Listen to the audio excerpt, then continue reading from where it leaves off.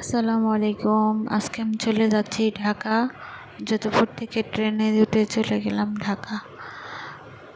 স্টেশনে আসতে না আসতে পেলাম ট্রেন দেখে চলে যাচ্ছে, দৌড়ে ট্রেনে উঠলাম।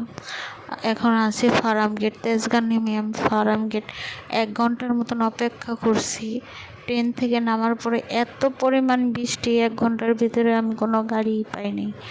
অনেক খোঁজাখুঁজির পর একটা সিএনজি পাইছি শিমুলী রিং রোড সেন্ট্রাল হসপিটালে যাওয়ার জন্য। আমার মেয়েটার অনেক মাথা ব্যথা, তাই ডক্টরের কাছে নিয়ে আসছি। সবাই আমার মেয়ের জন্য দোয়া করবেন।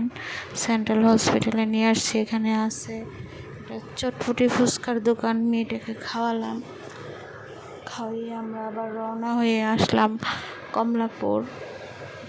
আসার সময়ও বৃষ্টি, বাড়িতে যাওয়ার সময় এত বৃষ্টি, সারাটা দিন বৃষ্টিতে ভিজে ভিজেই গেল। আবার আমরা কমলাপুর এসে ট্রেনে উঠছি। এখন ট্রেন কখন ছাড়ে জানি না। প্রায় 45 মিনিট অপেক্ষা করার পর আমাদের ট্রেনটা এখন ছাড়ছে। আমরা যোধপুরের উদ্দেশ্যে রওনা দিলাম।